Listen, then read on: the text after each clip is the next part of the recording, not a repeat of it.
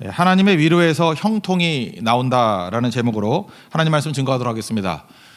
제가 에스라서 강해를 할 때 에스라서와 느헤미야는 원래 한 권의 책이었다라고 얘기를 했습니다. 근데 이게 두 권으로 나눠진 건데, 근데 그 근거를 들라 그러면 이제 한 가지만 든다 그러면, 특별히 그 1장에 오늘 1장 1절 느헤미야 1장 1절을 보면 아닥사스다 왕 20년 이렇게 나오지 않습니까? 근데 원문에는 아닥사스다가 없습니다. 그냥 20년 그렇다는 거예요. 그러니까 앞에 뭐가 있었다는 얘기죠. 그러니까 20년이죠. 1절 한번 읽겠습니다. 시작. 하가랴의 아들 느헤미야의 말이라. 아닥사스다 왕 제20년 기슬르월에 내가 수상궁에 있는데, 여기는 아닥사스다를 그냥 의미상 넣은 거지 원문에는 없어요. 그냥 20년에, 그러니까 앞에하고 연결이 되었다 이렇게 이해하는 것입니다.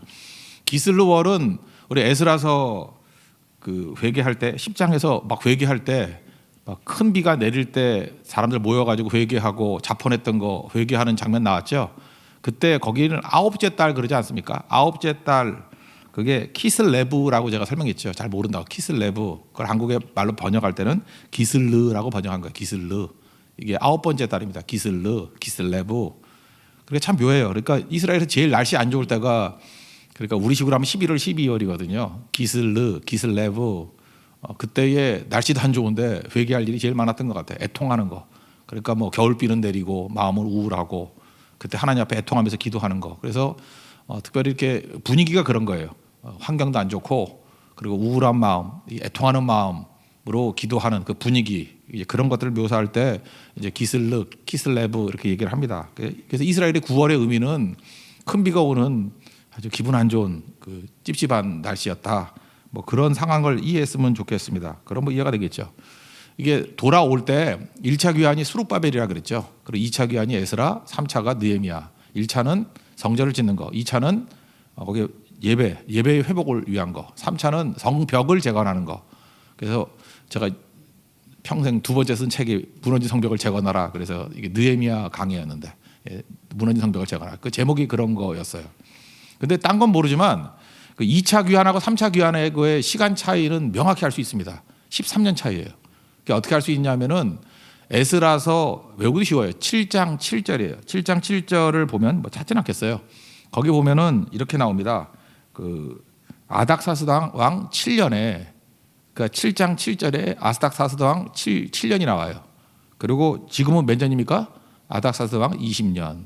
그러니까 에스라하고 느헤미야의 시간 차이는 딱 13년 차이다. 그 정도로 이해하면 이제 배경적인 설명은 된다고 생각을 합니다. 느헤미야 1장은 한마디로 얘기하면 느헤미야의 기도입니다. 느헤미야의 기도의 특징. 우리도 지금 기도가 꼭 필요할 때 아닙니까? 우리도 이런 기도를 하자라는 것입니다. 첫 번째는 하나님의 위로가 있는 기도였어요. 하나님의 위로가 있는 기도였던 이유는 뭐냐면 애통하는 기도였기 때문에, 눈물이 있는 기도였기 때문에 그렇다는 거예요. 우리도 하나님의 눈물이 있으면 하나님의 위로가 있게 된다라는 것입니다. 사실은 느헤미야 전체의 주제가 위로다라고 말할 수도 있습니다. 왜냐하면 느헤미야라는 이름 자체가 여호와는 나의 위로이시다라는 뜻이에요. 그러니까 느헤미야 뜻이 뭐라고요? 위로라는 뜻이에요. 위로. 여호와는 나의 위로가 되어 주신다. 그러니까 느헤미야는 성공을 위로로 삼지 아니하고 하나님을 위로로 삼았다는 것입니다. 그러니까 느헤미야의 능력의 원천은 어디에 있느냐면 하나님의 위로, 거기에 있었다는 것입니다. 여러분 살다 보면 사람이 위로해줘도 힘이 되죠. 안 그렇습니까? 사람이 위로해줘도 이렇게 진짜 힘이 돼요. 근데 하나님의 위로야 뭐 말할 것도 최고죠. 흔들리지 않는 모습이 된다는 것입니다. 저는 이 나라와 또 우리 교회와 우리 성도들에게 우리 하나님의 위로가 있기를 원합니다. 하나님의 위로를 맛본 사람은요, 이 위로라는 말 자체가 영어로 보면 comfort잖아요. comfort. 그 음악 하시는 분 알잖아요. forte, 이게 강하다라는 거. 포르테시모 뭐 그러면 뭐 아주 강한 뭐 이런 거 있잖아요. 포르테. 그게 힘이라는 뜻이거든요. 파워라는 뜻이에요. 파워, 힘. 포르트. 그러니까 컴포르트가 뭐예요? 함께 하시면서 하나님이 힘 주신다는 거예요. 함께 하시면서 힘 주신다는 거예요. 그러니까 하나님의 위로는 뭐예요? 우리 인간이 주는 동정하고 다른 거죠. 진짜 실질적인 힘을 주는 게 하나님의 위로라고요. 하나님의 위로를 구하는 기도, 하나님의 도움과 힘을 구하는 그런 내용이었다라는 것입니다. 그러니까 하나님이 위로해 주시면 뭐 최고의 능력으로 위로해 주시는 거니까 뭐 사람에게 목마를 필요가 없겠죠. 잠깐 사람에게 빌빌거리고 사람에게 도움 요청하고 사람에게 목마른 이유가 뭐냐면 하나님의 위로를 맛보지 못했기 때문에 그렇습니다. 우리 예수님 한번 보십시오. 예수님이 세례 받으실 때 하늘에서 소리가 났죠. 비둘기같이 임하면서 소리가 내 사랑하는 아들이요. 예수님을 향해서 내 기뻐하는 자라. 이 음성 듣는 사람이 흔들리겠습니까? 하나님이 친히 음성으로 얘기하는 거예요. 너는 내 사랑이다. 내 기쁨이다. 인정해 주시고 사랑을 확인해 주시는데 흔들릴 사람이 누가 있어요? 우리에게 꼭 필요한 게 이겁니다. 이 음성 들어야 돼요. 그리고 또 여러분들 이것이 여러분에게 선포된다는 것을 믿는 시간이 되기를 원합니다. 하나님 여러분 사랑하십니다. 믿습니까? 예, 하나님 여러분 기뻐하십니다. 믿습니까? 이게 있으면 흔들리지 않는다라는 거예요. 이게 흔들리지 않으면 어떤 시험이 온다 할지라도 다 이기는 거죠. 이게 뭐예요? 하나님의 위로거든요. 예수님이 세례 받을 때 위로해 주신 거예요. 너는 내 사랑하는 아들이고 내 기뻐하는 자라고. 이거보다 더 강한 힘이 어디 있어요? 예수님의 시험 세 가지 한번 보세요. 그 세례 받고 난 다음에 시험 받잖아요. 세 가지가 뭐예요? 이게 하나님의 위로가 있는 자들은 시험되지 못한다. 그게 메시지예요. 뭐 돌로 떡 만들어라? 이게 무슨 얘기죠? 우리 그냥 좀 경영학적인 얘기를 한다 그러면 세상의 모든 추구는 우리는 부족하니까 결핍의 문제가 있잖아요. 우리는 뭐 이렇게 효용이라 그러죠. 우리 자원이 무한대가 아니잖아요. 경영학 그거 아니에요. 무한대의 자원이 있다 그러면 뭘 문제가 되겠어? 마스크가 1억 개가 있다 그러면 무슨 문제가 되겠어? 그죠? 인구는 5천만인데 마스크가 하루에 뭐 1,000만 개 못 만드니까 뭐 5교대 한다며? 예, 미리 좀 챙겨놓지, 그죠? 이게 5교대 한다며? 그 산수만 해도 알 거 아니에요, 그죠? 그게 안 돌잖아 머리가. 근데 이게 무한대가 된다 그러면은 자원 배분할 게 뭐 있어요? 그냥 아무 데나 가서 사면 되는 거지. 그렇지 않아요? 근데 이거잖아요. 세상에서는 부족이 있거든. 자원이 결핍이 돼 있거든요. 그러니까 세상에서 원하는 건 뭐냐면 인풋은 작게, 아웃풋은 크게. 그 비율을 뭐라 그래요? efficiency, 그 효율이라 그런다고. 그래 결국은 돌로 떡 만들라는 건 뭐냐면 최고의 효율적인 인생을 살라. 그래서 피도 눈물도 없이 효율 그러고 산다고요. 왜요? 하나님 없는 인생을 이렇게 살아야 되거든. 효율만큼 중요한 게 없어요. 하나님이 축복해 주시는 인생과 하나님의 위로가 있는 인생과 위로 없는 인생은 달라요. 우리 효율로 살아야 돼. 이런 지하에 거절하잖아요. 사람이 떡으로만 사냐? 말씀으로 살지. 무슨 얘기예요? 정신이 중요하다는 거, 영혼이 중요하다는 거예요. 하나님과 연결되는 게 중요하다는 거예요. 그리고 공급을 하나님이 해주시는 거지. 뭔 문제야? 그러니까 시험을 이긴다가 아니에요. 시험이 되지를 못해요. 시험 되지를 못한다고. 하나님의 공급과 하나님의 위로 속에 있는 사람은 뭐 성전 꼭대기 뛰어내리라면서 이거 왜 필요하죠? 사람의 시선과 주목이 필요한 거 아니에요? 인기가 필요한 거 아니에요? 그게 왜 필요해? 왜요? 사람들에게 지지를 받아야 되니까. 아니에요. 하나님이 지지해주고 하나님이 인정해주면 다 되는 거죠. 시험이 시험되지 못해요. 왜 사람 쳐다보고 살아요? 사람의 목마를 이유가 없죠. 절하면 다 준다면 뭐 마귀한테 절하면 그 마귀가 아니라 할지라도 뭐 절하면 다 준다. 이게 대박이잖아요. 세상은 대박이잖아요. 왜? 없으니까. 하도 없으니까 로또 이러잖아요. 대박 인생. 하나님과 함께 있는 사람은 시냇가에 심은 나무예요. 날마다 공급받는데 대박이 뭐 필요해? 날마다 공급받는데. 그게 없으니까 문제가 되는 거죠. 그러니까 결국은 예수님의 시험이라는 게 뭐예요? 세례에서 결판 난 거예요. 너는 내 사랑하는 자요. 내 사랑하는 아들이요. 기뻐하는 자다. 그 다음에 시험이 왔더니 성령에 이끌려 시험 받는다 그러잖아요. 시험 되지 못한다는 거예요.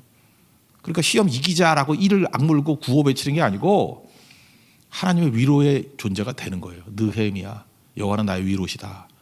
그러면 이 모든 시험 이길 수 있다. 그런 얘기죠.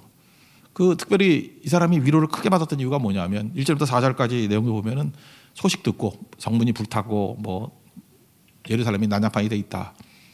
그러니까 뭐 우리 상황이죠. 지금 어려운 상황에 놓였다. 그리고 수일 동안 앉아서 금식하고 울었대요. 울었다. 1절부터 4절까지 한번 읽겠습니다. 2절부터 4절까지 읽겠습니다. 시작. 내 형제들 가운데 하나인 하나니가 두어 사람과 함께 유다에서 내게 이르렀기로 내가 그 사로잡힘을 면하고 남아있는 유다와 예루살렘 사람들의 형편을 물은즉 그들이 내게 이르되 사로잡힘을 면하고 남아있는 자들이 그 지방 거기에서 큰 혼란을 당하고 능력을 받으며 예루살렘 성은 허물어지고 성문들은 불탔다 하는지라 내가 이 말을 듣고 앉아서 울고 수일 동안 슬퍼하며 하늘의 하나님 앞에 금식하며 기도하여. 왜 울었죠? 이게 하나님 마음이기 때문에 하나님의 눈물이에요. 눈물 속에 힘이 있죠. 산상수훈이라고 하고 저는 그냥 개인적으로 회복 설교라고 말하고 싶어요. 예수님 회복. 우리가 무너졌다가 회복될 수 있는 길이 무엇인가? 회복 설교. 마태복음 5장 4절 보니까 애통하는 자는 복이 있나니 그들이 위로를 받을 것이며 하나님의 위로가 누구에게 임해요? 애통하는 자에게. 그러니까 느헤미야 이름 뜻이 뭐라고요? 여호와는 나의 위로다. 그 위로가 임하는 지름길, 통로가 무엇입니까? 애통하는 자였어요. 우리도 하나님 앞에 애통하는 자가 될 때 하나님의 위로를 체험하게 될 것입니다. 성도는 뭔지 아십니까? 하나님의 눈물이 눈가에 맺혀 있는 자들이에요. 그게 하나님의 백성들입니다. 이때만큼 많이 울어야 될 때가 없죠. 하나님 불쌍하게 해주시고 하나님의 위로가 이 땅에 임하기를 원합니다. 하나님의 위로가 임하면 다 일어서게 됩니다. 그래도 느헤미야 같은 이런 애통함을 통해서 하나님의 위로를 체험하는 우리 기도의 사람이 되기를 축원합니다. 또한 두 번째 느헤미야의 기도의 특징이라고 그러면 중보기도겠죠. 그러니까 에스라가 중보기도하지 않았습니까? 에스라의 기도와 거의 같습니다. 에스라서 9장에 그 범죄한 자폰을 한 백성들을 향해서 중보기도하는 얘기가 나오잖아요. 그때도 마찬가지죠. 우리 죄, 뭐 우리는 죄인입니다 이러고 나가잖아요. 여기도 똑같은 거예요. 여기도 정죄하고 공격하고 그러는 게 아니라 느헤미야도 평신도인데 에스라와 거의 비슷한 기도를 하고 있습니다. 그죠? 중보기도하고 있어요. 중보기도라는 뜻이 뭐라? 인터세션. 갈라진 틈 사이에 서다. 갈라진 틈 사이에 서다. 이걸 근거로 할 수 있는 게 에스겔서 22장 20절인데 30절인데 성 무너진 데를 막아서서 나로 하여금 멸하지 못하게 할 사람. 그게 중보기도예요. 무너진 데가 있어요. 틈이죠. 거기에 서서 막아서서 멸하지 못하도록 막아서는 자. 그게 중보기도자라고요. 그 누가 있습니까? 소돔과 고모라 왜 망했어요? 뭐 죄져서 망했나? 그 기도할 그 사람이 없어 망한 거죠. 우리에게도 마찬가지입니다. 우리 하나님 백성들이 우리를 뭐로 불렀냐? 무너진 대를 막아서는 사람. 그래서 멸하지 않도록 서는 사람. 그 기도가 있는 하나님 백성이 돼야 된다는 것입니다. 그럼 일어서게 된다는 거예요. 그래서 그가 기도합니다. 하나님, 우리 죄입니다. 이 죄들 용서해 주시고 품어 주세요. 그 중보기도 한번 봅시다. 5절부터 7절까지입니다. 기도입니다. 시작. 이르되 하늘의 하나님 여호와 크고 두려우신 하나님이여 주를 사랑하고 주의 계명을 지키는 자에게 언약을 지키시며 긍휼을 베푸시는 주여 간구하나이다. 이제 종이 주의 종들인 이스라엘 자손을 위하여 주야로 기도하오며 우리 이스라엘 자손이 주께 범죄한 죄들을 자복하오니 주는 귀를 기울이시며 눈을 여시사 종의 기도를 들으시옵소서. 나와 내 아버지의 집이 범죄하여 주를 향하여 크게 악을 행하여 주께서 주의 종 모세에게 명령하신 계명과 율례와 규례를 지키지 아니하였나이다. 이렇게 중보기도 합니다. 대신 회개기도 하고 있잖아요. 무너진 데를 막아서서 멸하지 않도록 외치는 사람. 그게 느헤미야였다는 것입니다. 에스라도 그랬죠. 9장에서. 느헤미야도 1장에서부터 중보기자로 서게 된다는 것입니다. 지금 코로나 바이러스로 말미암아 지금 많은 것들이 무너져 있습니다. 우리가 무슨 기도해야 될까요? 한번 생각해 보세요. 몇 가지 생각할 수 있는데 우리도 중보기도하고 이제 회개에 대한 중보죠. 평범한 일상이 얼마나 감사했는지를 알았죠. 그죠? 출근하고 그냥 건강하게 돌아다니고 마스크 안 쓰고 예배가 항상 있는 줄 알았죠. 예배 드리고 감사를 잃어버렸어요. 그죠? 하나님 그 일상이 너무나 감사한 것을 깨닫습니다. 깊이 깨달아야 돼요. 하나님 그 평안한 일상이 돌아오도록 불쌍히 여겨 주십시오. 그 기도해야 돼요. 일상에 대한 감사. 또 하나는 뭐죠? 우리 뭐 외국인들 얼마나 멸시했습니까? 뭐 그죠? 블랑카인가요? 뭐 해가지고 사장님 나빠요. 뭐 이런 거 있었잖아요. 그게 벌써 언제적이에요? 10년도 더 된 것 같은데 계속 못 산다고 막 핍박하고 막 이러다가 우리가 그 꼴 당하잖아요. 그죠? 들어오지 못하게 하고 격리시키고 뭐 중국에 어디 갔더니 뭐 X자를 해가지고 대못 박아놓고 나가지도 못하게 만들고 따라다니면서 뭐라 그러지? 그 화학약품 뿌려대고 소독제 뿌려대고 그거 사실 우리가 나그네, 과부, 고아 멸시하지 않고 돌아보라 그랬는데 우리가 교만했습니다. 기고만장했습니다. 그거 회개해야죠. 우리 민족의 죄악들, 동성애 허용하고 뭐 온갖 죄악들, 교만하고 범죄하고 우리 다 우리 죄 아니에요. 이거 회개해야죠. 회개. 그리고 또 하나는 이 마스크 없이는 살 수 없는 세상이 돼버렸잖아요. 이 마스크에 그 의미가 있죠. 이렇게 침묵시기 할 때 마스크 쓰고 다녔잖아. 저는 그 의미가 있다고 생각해요. 이 마스크에 우리 크리스찬들은 여기다 X자도 하나 더 넣었으면 좋겠어. 그죠? 마스크도 하면서 말을 줄여야 돼. 말을 침묵하면서 말을 줄이고 기도가 있는 인생 되기를 바랍니다. 우리가 얼마나 말이 많았습니까? 지금도 말이 많잖아요. 서로 네가 잘못했다, 내가 잘못했다, 뭐 다투고 있는데 우리 민족 고난이 언제까지 갈 거냐? 말이 사라질 때까지 고난이 있을 것 같아요. 정신을 못 차렸어요. 그죠? 말이 사라져야 돼. 누가 누구를 탓해요? 죄인입니다. 불쌍히 여겨주세요. 엎드리는 거죠. 눈물을 흘리는 세리가 돼야지 사는 거지. 딴 거 없습니다. 우리 마스크 할 때 잊지 마십시오. 남 얘기하는 게 아니라 하나님 앞에서 내 죄를 회개하면서 침묵해야 되더라고. 누구 말할 때 아니라는 거예요. 그래서 자꾸만 함부로 말했던 것들에 대해서 용서해 주십시오. 그런 것들이 꼭 필요하다고 생각을 합니다. 그리고 예배 드릴 수 없었잖아요. 많은 것들이 기회라 그랬는데, 우리 은사는 하나님의 선물이라 그랬고, 직분은 기회라 그랬죠. 그죠? 그 다음에 직임, 그 다음에 능력이 또 있다고. 사역이 능력이라고. 근데 우리가 기회를 다 놓쳤습니다. 우리 얼마 전 기억나죠? 고성성교 간다 그랬더니 제주성교 간다 그런 사람이 있었어요. 꽤 됐어요. 기회가 오는가요? 대만 성교 가자 그랬더니 뭐 네팔 성교 간다고. 못 가요. 네팔에서 오지 말래. 못 들어온대요. 그러니까 하나님께서 우리에게 주셨던 기회들이 귀중하다는 것을 깨닫지 못했던 것에 회개하는 것. 이것뿐만 아니라 뭐 몇 가지만 얘기를 했지만 엄청나게 많은 회개, 중보기도, 우리 죄뿐만 아니라 우리 민족의 죄악입니다라고 하는 그 기도가 하나님의 분량이 차야 된다고 생각합니다. 철저하게 찰 때까지. 이스라엘은 70년이었는데 우리에게 70년이라는 건 상징적인 의미예요. 다 찰 때까지 하나님 앞에 우리 철저히 중보기도하고 회개하는 우리 하나님 종 되기를 원합니다. 위로를, 애통을 통해서 위로를 구하고, 그 다음에 회개를 통해서 중보기도하는 종. 그리고 세 번째 기도의 특징은 뭐냐면 말씀으로 기도하기입니다. 말씀으로. 그러니까 그게 암송된 말씀이 있었던 것 같아요. 우리 그 느헤미야 하면서, 아니 예레미야 하면서 얘기를 했죠. 아니 에스라 얘기하면서 얘기를 했죠. 그 세 개의 산이 있다고. 뭐 제가 비유적으로 잘 안 하는데 비유적인 설명을 했죠. 하나는 시내산, 하나는 감람산, 하나는 갈멜산. 그러니까 시내산은 말씀의 산이고, 말씀 붙들고 감람산에서 기도하는 거예요. 기도의 산.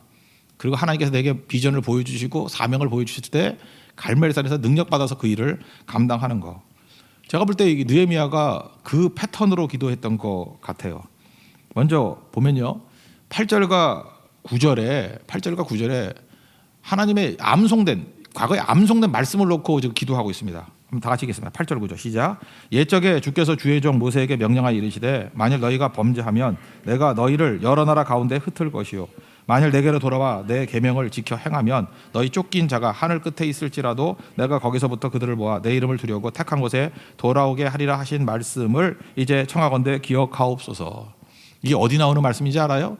신명기 30장 1절부터 4절까지 말씀이거든요. 이거를 지금 제가 이렇게 보고 읽지 않듯이 이걸 암송했던 것 같아요. 암송해가지고 기억나는 대로 쓴 거예요. 보고 베낀 게 아니고. 제가 그냥 그대로 읽어드릴게요. 신명기 30장 1절부터 4절인데 2절부터 4절까지 읽어드릴게요. 2절부터 너와 네 자손이 네 하나님 여호와께로 돌아와 내가 오늘 네게 명령한 것을 온전히 따라 마음을 다하고 뜻을 다하여 여호와의 말씀을 청종하면 내 하나님 여호와께서 마음을 돌이키시고 너를 긍휼히 여기사 포로에서 돌아오게 하시되 내 하나님 여호와께서 흩으신 그 모든 백성 중에서 너를 모으시리니 내 쫓겨간 자들이 하늘가에 있을지라도 내 하나님 여호와께서 거기서 너를 모으실 것이며 거기서부터 너를 이끄실 것이라. 이 말씀을 암송하고 있다가 기도할 때는 축약해가지고 지금 8절 9절로 기도하고 있다는 거예요. 그렇게 잘 보세요. 느헤미야는 포로로 끌려가 있었지만 그에게는 말씀의 암송이 있었어요. 신명기에 대한 암송이 있었어요. 신명기 30장에 대한 말씀을 기억하고 있었다고. 그래서 1절부터 4절까지 말씀을 기억하고 지금 애통하고 나고 중보기도 하고 난 다음에 지금 뭐라고 있어요? 말씀으로 기도하고 있어요. 시내산에 올라갔다가 이제는 감람산에 올라가서 그 말씀을 놓고 기도하는 거예요. 그러니까 감람산 기도와 갈멜산 기도의 차이를 알겠죠. 주신 말씀 붙들고 기도하는 게 감람산이에요. 주신 말씀이 이루어지기를 원합니다. 그 말씀이 기도할 때 육화되는 거예요. 성육화, 인카네이션. 우리 가운데 그대로 이루어지게 된다는 것입니다. 그랬더니 기도 만점 하다 보니까 아마 이런 기도를 했던 것 같아요. 하나님, 누군가 가가지고 저 무너진 성벽을 재건해야 될 건데 누굴 보내죠? 우리 맨날 노래 부르잖아요. 주님, 내가 여기 있사오니 죄를 보내소서. 맨날 이러잖아요. 죄를 보내소서. 아마 느헤미야도 그랬던 것 같아요. 주님, 내가 여기 있사오니 죄를 보내소서. 죄 하나니도 있고 두나니도 있고 세나니도 있고 뭐 여러 가지 있으니까 쟤네들 보내주세요 라고 계속 기도하다가 도산 안창호 선생님 얘기하는 거 알잖아요. 인물이 없다 자꾸만 그러니까 네가 해라. 애국화, 나라를 건질 수 있는 인물이 없대요. 맨날 한탄한 사람 있잖아요. 그럼 네가 하라고. 그게 아마 느헤미야였던 것 같아요. 말씀으로 기도하면요 사명을 받게 돼 있어요. 한참 기도하다가 에이 그럼 내가 가야지. 그리고 하나님 앞에 형통을 구합니다. 형통이 뭐라고 해서 살라흐, 잘 되는 것. 두 번째 의미, 방해가 있더라도 전진하는 것. 세 번째, 주변 사람까지 다 복 받는 것. 형통이 임해서 형통이. 그게 마지막 기도였다. 10절 11절 읽겠습니다. 시작. 이들은 주께서 일찍이 큰 권능과 강한 손으로 구속하신 주의 종들이요 주의 백성이니이다. 주여 구하오니 귀를 기울이사 종의 기도와 주의 이름을 경외하기를 기뻐하는 종들의 기도를 들으시고 오늘 종이 형통하여 이 사람들 앞에서 은혜를 입게 하옵소서 하였나니 그때 내가 왕의 술관원이 되었느니라. 이게 뭐예요? 오늘 종이 형통하여 이 사람들 앞에서 은혜를 입게 하옵소서. 제가 갑니다. 이 사명 이루는 거 제가 갑니다. 하나님 내게 형통을 주세요. 제가 읽는 성경에 NLT 좋아한다 그러죠. NIV도 읽지만 NLT를 주로 제 텍스트로 많이 읽는데 NLT 성경을 보면은 이렇게 돼 있어요. Please grant me success today. 원래 성경에서 잘 안 쓰거든요. success라는 단어, 성공이라는 단어. 하나님, Please grant me success today. 오늘날 내게 성공을 허락해 주옵소서. 성공을 허락해 달라고. 그죠? 석세스 그러니까 딱 와닿죠. 그죠? 하나님 말씀으로 기도하고 또 나아갈 때 하나님께서 갈멜살의 능력을 주신다고요. 그 능력이 뭐예요? 석세스. Please grant me success today. 오늘날 성공케 해 주십시오. 승리케 해 주세요. 하나님 믿고 의지할 때 이런 능력이 나타나게 된다는 것입니다. 오늘 이 아침에 느헤미야의 기도가 있기를 원합니다. 하나님 위로가 임하면 무조건 100% 승리합니다. 하나님 힘 주시는데 안 될 게 뭐가 있어요? 애통하십시오. 눈물의 기도가 있을 때 하나님이 위로 주실 것이고 회개 기도해야겠죠. 중보기도. 나뿐만 아니라 우리 민족의 죄악들을 놓고 같이 공동체의 죄악을 놓고 기도해야 됩니다. 그리고 세 번째는 말씀 들었던 거 있잖아요. 붙들고 오늘 이 말씀 붙들고 기도하는 거예요. 시내산에서의 말씀을 가지고 감람산에서 기도하는 거예요. 1차적으로. 그러다 보면은 파생적인 메시지가 나와요. 내가 뭘 해야 될지. 그래서 비전은 기도하는 중에 맞는 거예요. 말씀 없이는 기도 없어요. 기도 없이는 비전도 없어요. 맨날 비전도 없고 뭘 해야 될지 모른다고 상담하고 다니는데 상담으로 오는 게 이게 비전이에요. 그게 사기꾼에게 속는 거지. 말씀에서 기도가 나오고 기도에서 비전이 나와요. 비전과 사명이 나온다고. 그리고 교회가 기도하는 중에 하나님의 사명을 깨닫고 그 사명을 감당하기 위해서 갈멜산에 올라가 능력받아 승리할 수 있는 우리 하나님 종들 되기를 축원합니다. 자리에서 일어나겠습니다. 신사도행전 찬양하겠습니다. 이 땅이 하나님의 교회.